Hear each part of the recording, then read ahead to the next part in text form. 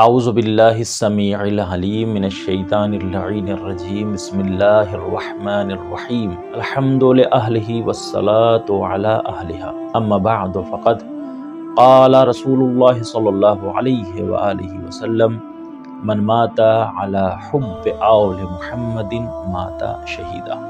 نبی کریم صلی اللہ علیہ وآلہ وسلم کا ارشاد گرامی ہے کہ جو آل محمد کی محبت پر دنیا سے انتقال کرتا ہے وہ شہید ہوتا ہے۔ اور شہید کی عظمت اور شہید کا رتبہ کیا ہے یہ روایات معصومین علیہ السلام سے بھی ثابت ہے اور قرآن کی آیتوں سے بھی ثابت ہے۔ ارشاد رب العزت ہو رہا ہے وَلَا تَحْسَبَنَّ الَّذِينَ قُتِلُوا فِي سَبِيلِ اللَّهِ أَمْوَاتًا بَلْ أَحْيَاءٌ عِندَ رَبِّهِمْ يُرْزَقُونَ کہ جو راہ خدا میں شہید کر دیے گئے ہیں ان کو کبھی مردہ تصور نہ کرنا بلکہ وہ زندہ ہیں اور اپنے پروردگار کی طرف سے رزق پاتے ہیں۔ اس حدیث اور اس آیت سے نتیجہ یہ نکلا کہ جو بھی شہید ہوتا ہے وہ زندہ ہوتا ہے اور مسلسل اپنے پروردگار کی طرف سے رزق پاتا ہے۔ آج کی یہ شب 14 رمضان المبارک کی یہ شب جو کہ شب شہادت جناب مختار علیہ الرحمہ ہے، انہی عظیم شخصیت کے سلسلے میں کچھ معروضات مجھے آپ کی خدمت میں پیش کرنے ہیں۔ جناب مختار علیہ الرحمہ جو کہ تاریخ اسلام کے ایک عظیم انسان ہیں، ایک ایسے انسان کے جن کو ائمہ علیہ السلام نے احترام کی نظر سے دیکھا ہے اور آپ کے لیے دعائیں کی ہیں۔ جناب مختار نے کربلا کے سانحے کے بعد تمام قاتلان امام حسین علیہ السلام کو چن چن کر قتل کیا تھا۔ اس کا مطلب یہ نہیں ہوا کہ جناب مختار نے کربلا کے تمام قاتلوں کو، کربلا کے اندر جتنے بھی شریک تھے امام حسین کے قتل میں، ان کو قتل کیا تو جناب مختار محترم ہو گئے، نہیں۔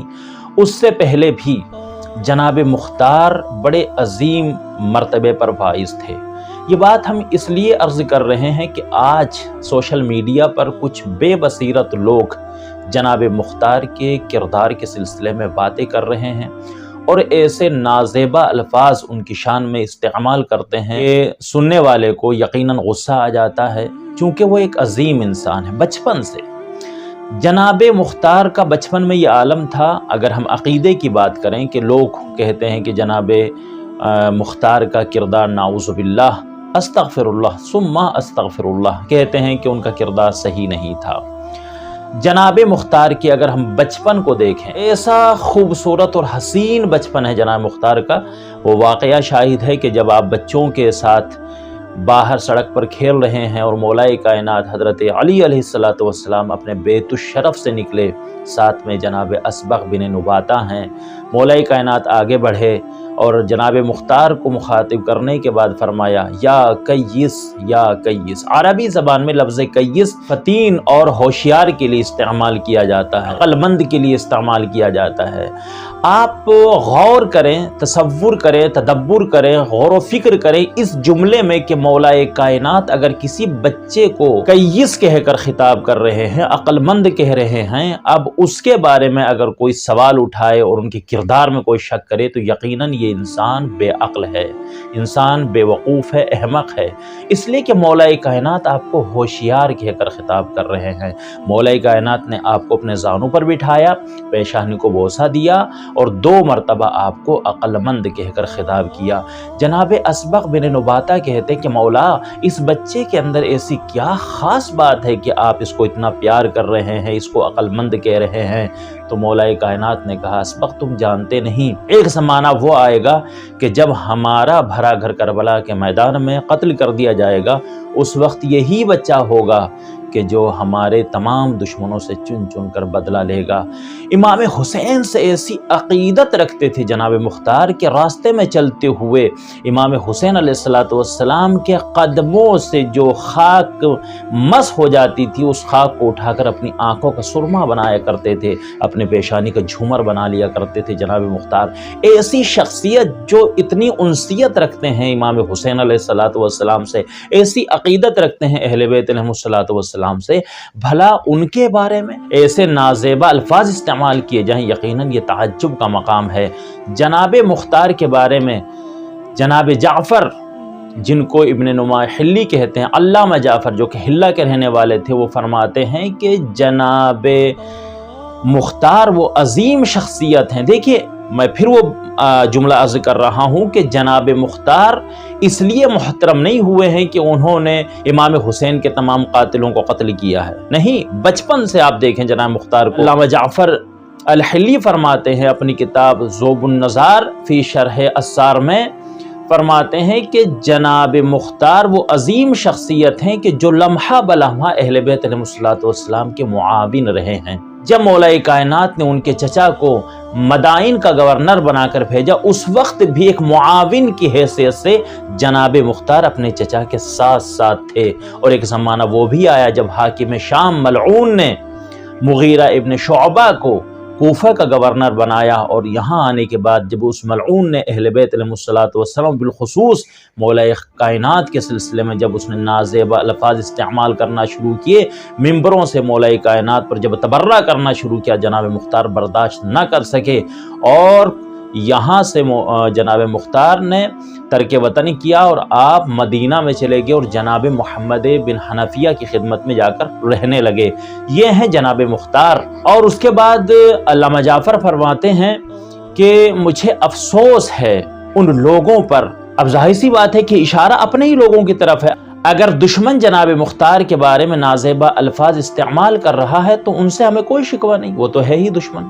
شکوہ تو ان لوگوں سے ہے کہ جو خود کو اہل بیت علیہ الصلوۃ والسلام کا شیعہ کہلاتے ہیں اور جناب مختار کے کردار کے بارے میں نازیبہ الفاظ استعمال کرتے ہیں۔ ان بے بصیرت لوگوں کو علامہ جعفر نے للکارا اور کہا کہ تعجب ہے ان لوگوں پر جو جناب مختار کے بارے میں تحقیق نہیں کرتے، اور دشمنوں نے جو باتیں کہہ دی ہیں جناب مختار کے بارے میں ان کے اوپر عمل کرتے ہیں۔ کاش ایسا ہوتا کہ لوگ ائمہ علیہ الصلوۃ والسلام کے ان اقوال کو پڑھتے کہ جو جناب مختار کے مدح میں آئے ہیں۔ جناب مختار وہ عظیم شخص ہیں کہ پانچویں امام کا زمانہ ہے، جب کسی نے جناب مختار کے بارے میں نازیبہ الفاظ استعمال کیے تو امام محمد باقر علیہ الصلوۃ والسلام نے اس کو للکار کر کہا، خبردار، مختار کے بارے میں ایک لفظ بھی اپنی زبان سے ادا نہ کرنا۔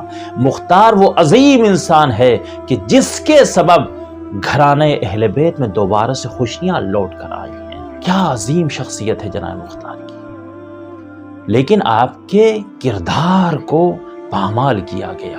جناب مختار کے کردار کے بارے میں لوگوں کے دلوں میں شکوک پیدا کیے گئے ہیں، بالکل اسی طریقے سے جیسے مولا کائنات کے کردار کے بارے میں شکوک پیدا کیے گئے۔ کون نہیں جانتا تھا کہ مولا کائنات کی عظمت ہے؟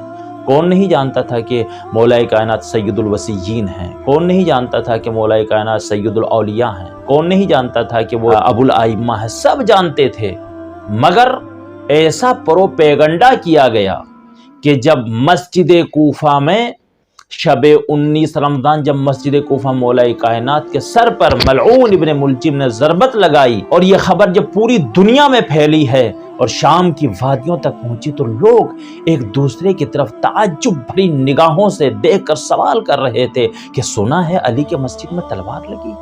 کہ ہاں ہم نے بھی سنا ہے۔ کالی مسجد میں کیا کرنے گئے تھے؟ علی کا مسجد سے کیا کام تھا؟ کیا علی نماز پڑھتے تھے؟ نعوذ باللہ، استغفر اللہ ربی واتوب الیہ۔ وہ عظیم شخصیت کہ جس نے نماز پڑھی تو دنیا جانی کہ نماز کا طریقہ کیا ہے۔ یہ وہ عظیم شخصیتیں ہیں گھرانے اہل بیت کی کہ جنہوں نے روزے رکھے تو دنیا جانی کہ روزہ رکھنے کا طریقہ کیا ہے، جنہوں نے حج کیا تو دنیا جانی کہ حج کرنے کا طریقہ کیا ہے۔ ایسی عظیم شخصیت کے بارے میں لوگ سوال کر رہے تھے، کیوں؟ اس لیے کہ ان کو جیسا پڑھایا گیا تھا، ان کو جیسا سنایا گیا تھا، ان کو جیسا سکھایا گیا تھا، ان کو جیسا بتایا گیا تھا، وہ اسی پر عمل کر رہے تھے۔ تو مولا کائنات کے کردار کے بارے میں پروپیگنڈا کیا گیا، بالکل اسی طریقے سے جناب مختار کی شخصیت کو پامال کیا گیا۔ دشمنوں نے عجیب عجیب روایتیں ان کے بارے میں گھڑی اور وہ روایتیں پہنچی، لوگ ان کے بارے میں فرق نہیں کر سکے۔ کاش اہل بیت علیہ الصلوۃ والسلام کی شخصیتیں بالخصوص چوتھے امام اور پانچویں امام کی سیرت کو اٹھا کر انسان پڑھتا کہ انہوں نے جناب مختار کے بارے میں کیا کہا۔ جناب مختار کو امام سجاد دعائیں دیا کرتے تھے۔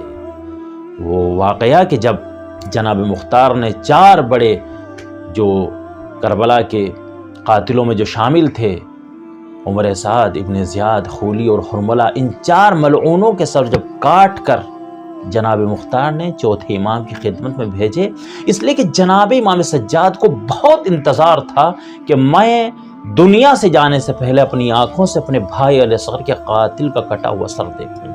جو بھی کوفے سے آیا کرتا تھا امام سجاد سوال کیا کرتے تھے، یہ بتاؤ کوفے کے کیا حالات ہیں، ہرملہ مارا گیا یا زندہ ہے، ہرملہ مارا گیا یا زندہ ہے۔ اب وہ دن آیا کہ جب جناب مختار نے ان 4 ملعونوں کے سر امام کی خدمت میں بھیجے، اور آنے والے نے بتایا کہ مولا ان 4 میں ایک سر ہرملہ کا بھی ہے۔ امام خوشی کی حالت میں اپنی جگہ سے کھڑے ہوئے، خدا کا شکر ادا کیا۔ سجدہ شکر کرنے کے بعد آپ بیت الشرف میں داخل ہوئے اور کہا پھوپھی اماں آج غم کے لباس کو اتار دیجئے اور خوشی کے لباس سے بدن کیجئے، اس لیے کہ آج مجھے وہ خوشی ملی ہے جس کا میں کافی عرصے سے انتظار کر رہا تھا۔ یہ ہیں جناب مختار کہ جن کی وجہ سے اہل بیت علیہ الصلوۃ والسلام کے گھرانے میں دوبارہ سے خوشیاں لوٹ کر آئی ہیں۔ ایسی عظیم شخصیت کے بارے میں تحقیق کرنا ہم سب کی ذمہ داری ہے کہ ہم ان کی سیرت کو پڑھیں، ان کی تاریخ کو پڑھیں، اور ان کا جو حق ہماری گردنوں پر ہے ہم اس حق کو ادا کریں، اور سب سے بڑا حق یہ ہے کہ ہم ان کا دفاع کریں اور ان کی عظمت کو پوری دنیا کے سامنے آشکار کریں۔ یہ ہم سب کی ذمہ داری ہے، ہر مومن کی، ہر عزادار کی ذمہ داری ہے کہ جناب مختار علیہ الرحمہ کے کردار کو پوری دنیا کے سامنے پیش کریں۔ وآخر الدعوانا الحمد للہ رب العالمین، وصلی اللہ علی محمد وآلہ الطیبین الطاہرین۔